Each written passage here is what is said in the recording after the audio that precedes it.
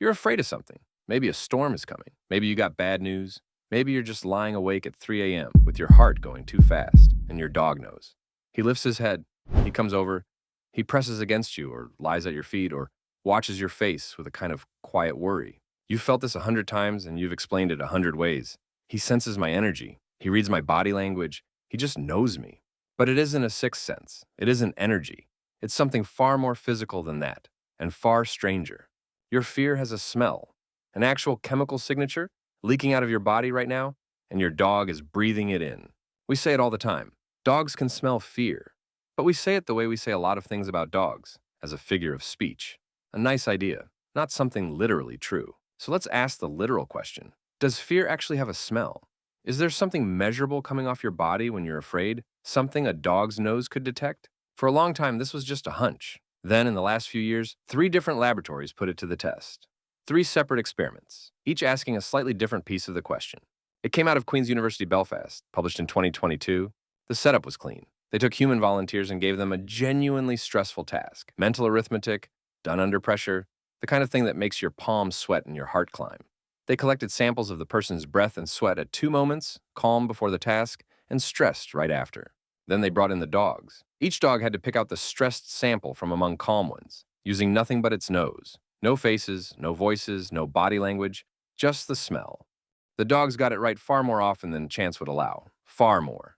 When you're stressed, the physical processes inside your body, the flood of stress hormones, the shift in your metabolism, actually change the chemical compounds coming off your breath and your skin.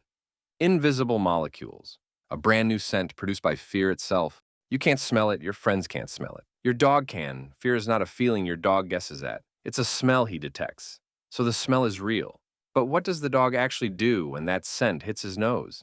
They exposed dogs to human fear sweat, and sweat collected from people in a state of fear, and compared it to how the dogs behaved with ordinary or happy-smelling samples. The dogs given the fear scent changed. They showed more owner-seeking behavior, moving toward their person, looking for contact, and their heart rates went up. The smell alone, with no frightening event anywhere in the room, was enough to physically stir them. Then came the detail that matters most.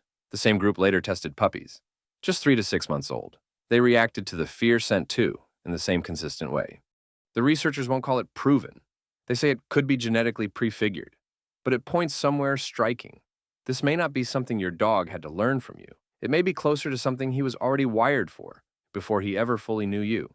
Your fear reaches him and it moves him. So the dog smells your fear and it stirs something in him. But what? Is he alarmed? Protective? Is he trying to guard you, Shen, or getting ready to run?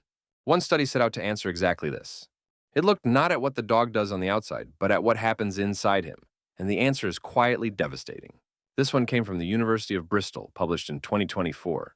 The researchers wanted to know if the smell of human stress could actually change a dog's emotional state. Not just its behavior, but its mood, the way it sees the world. To test something as invisible as a mood, they used a clever trick called a judgment bias test. First, they taught dogs that a bowl in one spot always had a treat, and a bowl in another spot was always empty. Then they placed a bowl in an ambiguous middle spot, a maybe. A dog in a good mood rushes over, hopefully. A dog in a low, pessimistic mood hangs back, expecting nothing. Then they let the dog smell one of 2 things, the sweat of a stressed human or the sweat of a relaxed one. The dogs who smelled human stress became more pessimistic. They were slower to approach the maybe bowl, slower to hope. Read that again. A stranger's stress, carried on a scrap of cloth, reached into a dog and dimmed its outlook on the world. The fear didn't just get detected, it got transferred. There's a name for this. It's called emotional contagion. When one being's emotion spreads directly into another, you already know it in humans. A tense person walks into a room, says nothing, and within minutes, everyone is on edge. You catch their mood without a single word. It moves between people like a current. What these studies show is that the same current runs between species, from you to your dog. But humans mostly catch each other's moods through faces and voices and posture. Your dog can catch yours through scent alone, through molecules you don't even know you're releasing.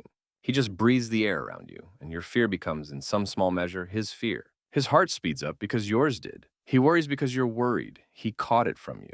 Now go back to that phrase. Dogs can smell fear, because we almost always imagine it wrong. We imagine it as a threat. The dog smells your fear and senses weakness, gains the upper hand, preys on the frightened. That's the version in horror movies and old warnings. Don't let it smell your fear. The science says the opposite. When your dog smells your fear, He doesn't turn on you. He turns toward you. He comes closer. He takes a piece of your fear into his own body and carries it with you. He's not judging your fear. He's joining it. The animal at your feet isn't waiting for you to show weakness.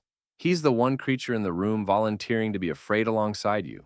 Think about what that means for a second. With almost everyone else in your life, you hide your fear. You fix your face. You steady your voice. You perform being okay, so no one sees underneath. You cannot do that with your dog, because your fear isn't in your face or your voice. It's in your skin, in your breath, in the chemistry your body gives off without asking you.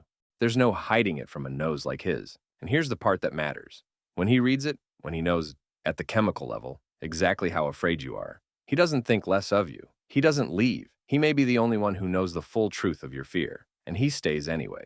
So the next time you're truly afraid, the storm, the bad news, the 3 a.m. heartbeat, look down at your dog. He's probably already moved closer. Maybe his chin is on your knee. Maybe he's just watching you, steady, not leaving.